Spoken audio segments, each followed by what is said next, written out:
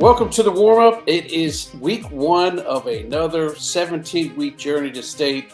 I'm Ward Fasold with the insider Jeff Powers. The first time you're going to see him, but he's going to give us that expert analysis you guys are looking for in the Houston football season.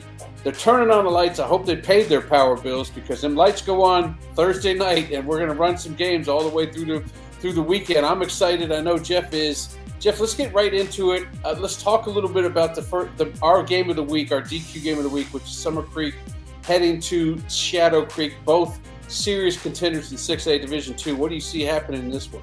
Battle of the Creeks, man. I absolutely love this matchup. Summer Creek with 12 starters returning for Coach Kenny Harrison from a team that went 12-3 and reached the D2 state semifinals. And of course, they were in the title game 2 years ago. Amontre Harris out at Summer Creek is amazing. 6'4", 220 pounds, 59 tackles, 10 sacks last year. Also keep an eye on Tyson Joyner. 101 tackles last season. He's a linebacker for Summer Creek. On the offensive side, Benny Easter close to 1,000 yards receiving, along with Holden Miller at 740 yards receiving, and Larry Brown, 526 yards receiving. I mentioned all three of them because they are loaded at receiver, but the big question is quarterback. Not real clear on who's going to be that quarterback as far as the start of this season, and that could be key. Now, as for Shadow Creek, they got 12 starters returning off a 9-2 team coming off a by-district first-round playoff loss in 2024. But Texas Longhorn commit Chris Stewart had 60 catches for 922 yards and 15 TDs last season. You might remember his brother, Carter Stewart. He actually was the DB and played some quarterback as a sophomore. And I do think that Shadow Creek has a great ground game, and Tristan Willis with 766 yards rushing and 13 TDs last year. And their defense is good as well. Tommy Baker, 78 tackles. I do think that he will be one of the keys. But I love this matchup. And, let's not forget, Summer Creek has been right there, so close to a state title the last couple of years. They're going to get a tough test right out of the get-go here. Yeah, those Sharks are going to want revenge about what happened to them last year in the season opener. I don't even think they scored a point in that game. And I got a little insight on the quarterback at Summer Creek since they stole it from my boys at Flower Mound. My kids go to Flower Mound, and their quarterback headed down to Summer Creek to play for them, Noah Spinks. So that's going to be interesting to see how he fits in. Let's talk about Clear Springs and Ridge Point. Another excellent matchup. In Ridge Point, Coach LaFavors has really got this team ready for a run that hope that leads into December. Yeah, well, they do return 13 starters. 15 players, by the way, got FBS offers. Rick LaFavors needs a quarterback, though, from a 10-2 area finalist. But you want to talk about some offensive line? Oh, my gosh. Avery Morcho, 6'5", 300. Hugh Smith, 6'5", 300. Jordan Burnett, 6'5", 345. Balin George, he's a receiver, 442 yards receiving and 7 touchdowns. I think he could be key on that offensive side, but up front is going to be key on the defensive front again. Romare Smith, 6'4", 240. He's got 4.7 speed, had 42 tackles last year. And Preston Hall, he can also make some plays, 33 tackles, including 12 for loss. I like Ridge Point. I think they'll be back. Clear Springs, they only returned 6 starters for Coach Anthony Renfro from an 8-3 by-district playoff team. Aiken Wells will be the key. He's a linebacker, 120 tackles last year. Logan Maxey, I read this. It's at 187 tackles, according to Dave Campbell's Texas Football Magazine. I don't know. That seems like a bit high. That's the truth. That's amazing. Yep. Sean Carter, 425 yards receiving, and Freddie Fincher, he's a 3-year starter. Watch out for him as well. Clear Springs and Fort Bend Ridge Point. This should be a fun one. And there's another fun one on Saturday. If you guys keep that weekend going all the way to Saturday, Katy and Dickinson, that's going to be a classic matchup. They both schedule really good in the non-district, and we can see right off the bat in this one. I love Saturday games. It seems like Katy plays a lot of Saturday games early on. But Dickinson head coach John Snelson has 11 returning starters from a 7-4 by-district playoff team. I like the junior quarterback, Lorenzen Aguirre. He had about 1,100 yards passing and 16 TDs, including 5 on the ground. Aguirre will be key for them, but he's got a little bit of inexperience. Malachi Gamble, he's a running back, as is, we'll call this Jordan Both of these guys combined for about 2,500 yards rushing and about 33 touchdowns last year. So they're going to be key. As for the Katy Tigers, hey, come on. Gary Joseph, what is this, like his 75th year with Katy? Amazing. I mean, 13 returning starters on a defense that has 8 of them coming back. They were 11-2, D1 playoff team last year. I like Trey Hill. You know, Ward, he's got over 1,330 yards rushing last year, 20 TDs. But the Katy defense, I think, is going to be key. Jeremiah Smith with 50 tackles, 4 sacks. Cooper Knott had 60 tackles and a pick. And Isaiah McMillan, 47 tackles and 4 picks. So those 2 DBs right there will be key. And if Jeremiah Smith can run around and do his thing, I look for Katy to have a big game against Dickinson. And then another big game that you actually will be at, and to be honest with you, I think you should start heading out there now because the crowd that's going to be at this one, Deer Park and LaPorte, that place is going to be sold out. Brand new stadium at LaPorte. Man, tell me about this game. Well, LaPorte and Deer Park, it's known as the Border Battle. Over 70 years in the making, LaPorte leads the series 36-33 with 1 tie. There will be plenty of camouflage trimmed in orange headgear for the Bulldog fans who will be going deer hunting, as they like to say, when they take on Deer Park. But let's begin with Deer Park because their head coach, Austin Flynn, does have 9 returning starters. I like this offensive lineman, Manny Bustamante, 6'3", 280. Israel Lozano is also a big offensive lineman for him. Braylon Aston, don't call me Action Jackson. He's really good. Braylon Aston Jackson. Keep that name in mind, but he's really good. He's a receiver. He can kind of stretch the field. And their defense led by Derek Whitek, 81 tackles last season for this junior. As for LaPorte, hey, they returned 14 starters from a 10-4 regional finalist team that won their district last year. They did lose to rival Angleton in the playoffs. That stung. But I was just talking to Bulldogs head coach Kevin Bernitha, who likes this year's state-ranked team. In fact, he was telling me all about Sean Simon, and he had over 1,600 yards rushing and 21 TDs last year. Josh Wells, only a sophomore. He'll have some pressure at quarterback. And Aiden Sines is also a quarterback. He's actually a senior. Those 2 guys are going to battle it out at the QB position. Then on the defensive side of the ball, Ashton Ruffin, Luke Mora, and Caden Watson, all key players for LaPorte. And I do feel like the Bulldogs might win this game, even though they're a lower classification team than Deer Park. Yeah, that's going to be a fun one for sure. That's the lineup for you. We're going to cover some more games a little later in the show, but I had a chance to catch up to Shadow Creek head coach Tyrone Green, talk about that game we discussed against Summer Creek, and we bring that to you now in our Media Day segment.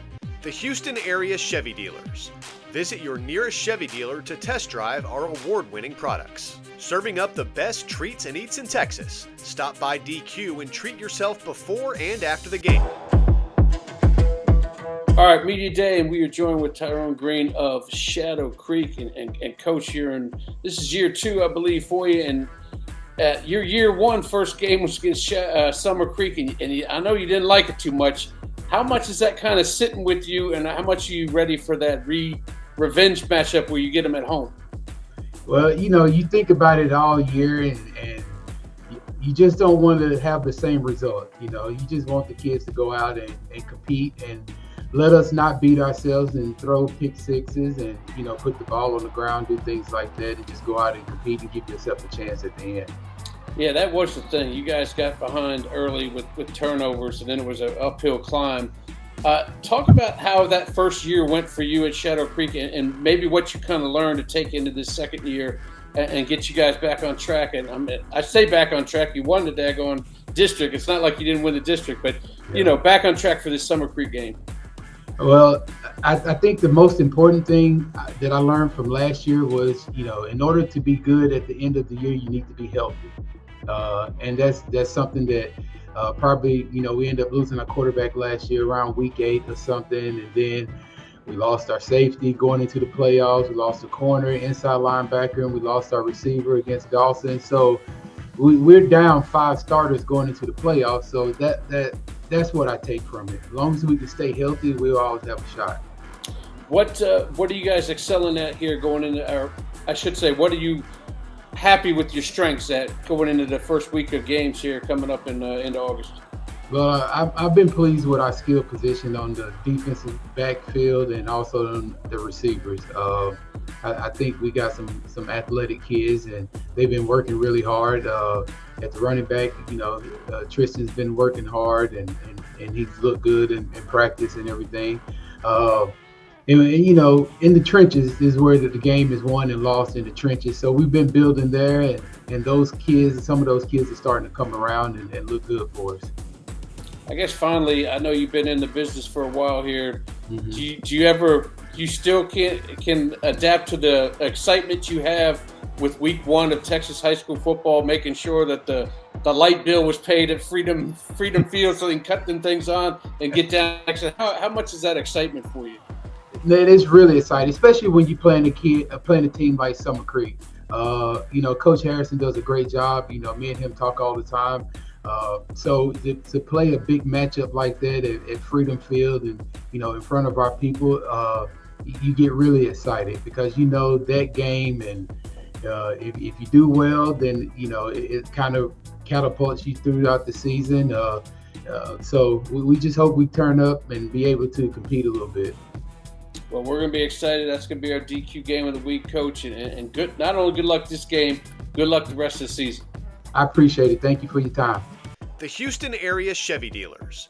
Visit your nearest Chevy dealer to test drive our award-winning products. Parker University. Check out our bachelor's degree in strength and human performance today.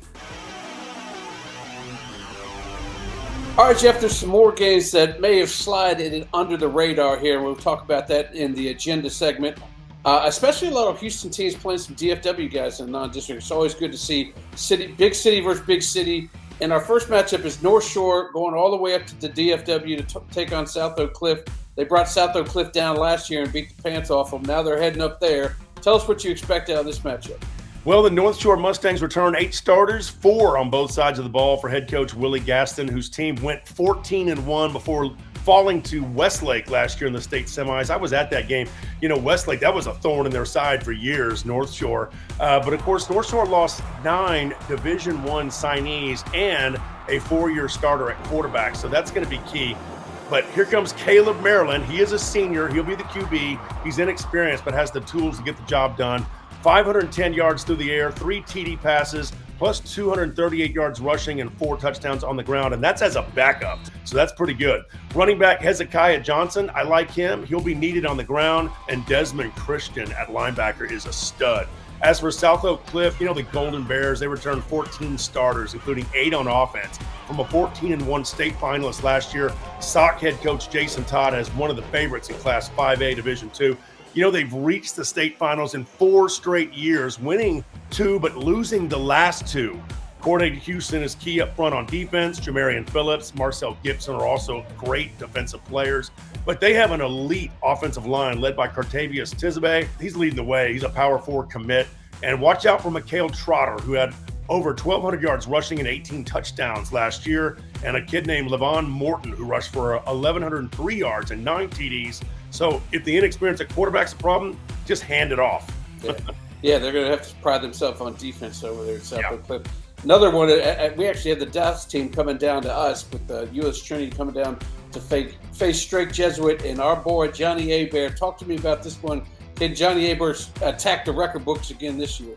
Wow, that's going to be hard to beat. I tell you what, Johnny Abear had 3,532 yards rushing and 40 touchdowns last season, 7th all-time in the state of Texas. Of course, their head coach, Donovan Fekoch, has 9 returning starters from a 9-4 Division II regional semifinalist.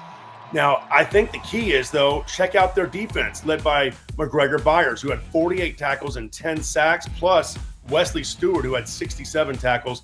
I like Strake Jesuit in this game because they're going to be the home team here. But, you know, Euless Trinity, they're famous for the Haka dance, and they are definitely back with another line weaver leading the way. Not Steve line weaver, but Aaron line weaver. He's the head coach of the Trojans. Of course, 14 returning starters, 7 on both sides of the ball. They were 11-2 last year, lost to Allen in the regional semis.